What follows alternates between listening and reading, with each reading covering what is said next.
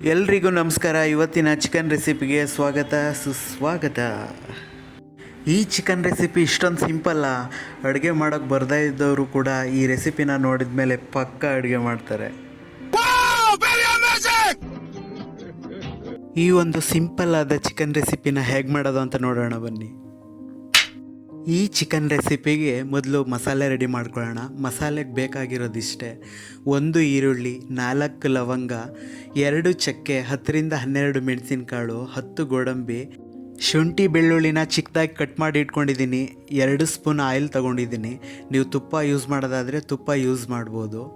ಅರ್ಧ ನಿಂಬೆಹಣ್ಣು, ಒಂದು 4ರಿಂದ 5 ಮೆಣಸಿನ್ಕಾಯಿ, ನೀವು ಜಾಸ್ತಿ ಯೂಸ್ ಮಾಡೋದಾದರೆ ಯೂಸ್ ಮಾಡ್ಬೋದು ಖಾರಕ್ಕೆ ತಕ್ಕನಾಗಿ.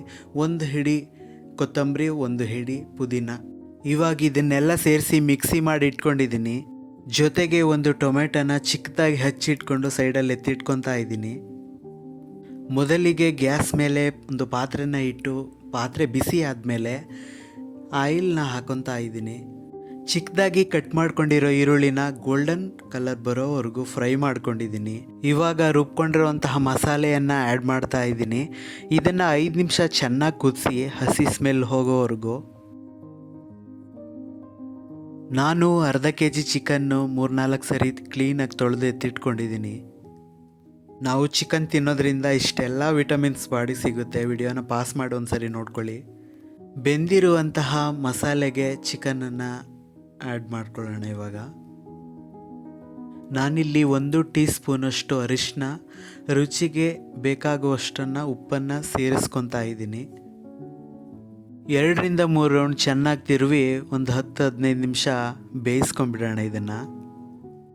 ಚಿಕನ್ 15 ನಿಮಿಷ ಮಸಾಲೆಯಲ್ಲಿ ಚೆನ್ನಾಗಿ ಬೆಂದಿದೆ, ಮಸಾಲೆ ಎಲ್ಲ ಚೆನ್ನಾಗಿ ಹಿಡಿದಿದೆ. ಈಗ ಟೊಮೆಟೊನ ಆ್ಯಡ್ ಮಾಡ್ಕೊಳ್ಳೋಣ. ಈ ಟೊಮೆಟೊನ ನೋಡಿದಾಗ ನನಗೆ ದುನಿಯಾ ಮೂವಿ ನೆನಪಾಗುತ್ತೆ. ಏಕೆ ಟೊಮೆಟೊನ ನೋಡಿದಾಗ ದುನಿಯಾ ಮೂವಿ ನೆನಪಾಗುತ್ತೆ ಅಂತ ಹೇಳಿ ಯಾರಿಗಾದ್ರೂ ಗೊತ್ತಿದ್ದರೆ ಕಮೆಂಟ್ ಸೆಕ್ಷನಲ್ಲಿ ಕಮೆಂಟ್ ಮಾಡಿ. ನಾನ್ ವೆಜ್ ಅಡುಗೆ ಮಾಡುವಾಗ ಅಪ್ಪು ಸರ್ ನೆನಪಾಗ್ತಾರೆ. ಈ ಟೊಮೆಟೊನ ನೋಡಿದಾಗ ದುನಿಯಾ ಮೂವಿ ನೆನಪಾಗುತ್ತೆ. ನಿಮಗೆ ಈ ಥರ ಯಾವುದಾದ್ರೂ ತರಕಾರಿ ಇಲ್ಲ ನಾನ್ ವೆಜ್ ಈ ಥರ ಅಡುಗೆಯಲ್ಲಿ ಯಾವ ಐಟಮ್ಸ್ ನೋಡಿದರೆ ಯಾರ್ಯಾರು ನೆನಪಾಗ್ತಾರೆ, ಏನು ನೆನಪಾಗುತ್ತೆ, ಯಾವ ವಿಷಯ ನೆನಪಾಗುತ್ತೆ ಅಂತೇಳಿ ಕಮೆಂಟ್ ಸೆಕ್ಷನಲ್ಲಿ ಕಮೆಂಟ್ ಮಾಡಿ. ಈಗ 10 ನಿಮಿಷ ಚೆನ್ನಾಗಿ ಬೇಯಿಸ್ಕೊಳ್ಳೋಣ ಇದನ್ನು. ಫೈನಲಿ ಬೆಂದಿದೆ ನೋಡಿ, ಎಷ್ಟು ಚೆನ್ನಾಗಿ ಬೆಂದಿದೆ. ಬ್ಯಾಚುಲರ್ ಒಂದ್ಸರಿ ಮನೆಯಲ್ಲಿ ಟ್ರೈ ಮಾಡಿ, ತುಂಬ ಚೆನ್ನಾಗಿರುತ್ತೆ.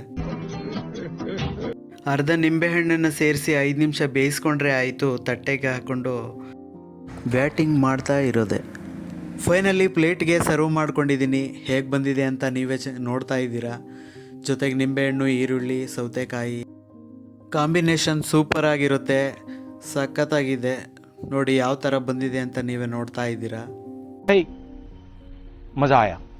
ಒಂದು ಪೂರ್ತಿ ಅಡುಗೆನ ಮಾಡಿ ಮುಗಿಸಿದ್ದೀರಾ ಅಂತ ಅಂದರೆ ಅದೇ ಮೆಡಿಟೇಷನ್ ಮಾಡಿದ ಹಾಗೆ. ನೀವೊಂದ್ಸರಿ ಮನೆಯಲ್ಲಿ ಟ್ರೈ ಮಾಡಿ ಹೇಗಿತ್ತು ಅಂತ ಹೇಳಿ ಕಮೆಂಟಲ್ಲಿ ಹೇಳಿ. ಈ ರೆಸಿಪಿ ನಿಮ್ಗೆ ಇಷ್ಟ ಆಗಿದರೆ ಬಕಾಸರ ಗುಬ್ಬಿ ಯೂಟ್ಯೂಬ್ ಚಾನಲ್ನ ಸಬ್ಸ್ಕ್ರೈಬ್ ಮಾಡ್ಕೊಳ್ಳಿ. ಮುಂದಿನ ವಿಡಿಯೋದಲ್ಲಿ ಮತ್ತೆ ಸಿಗೋಣ. ಕೊನೆವರೆಗೂ ವಿಡಿಯೋ ನೋಡಿದವ್ರಿಗೆ ಥ್ಯಾಂಕ್ ಯು ಸೋ ಮಚ್.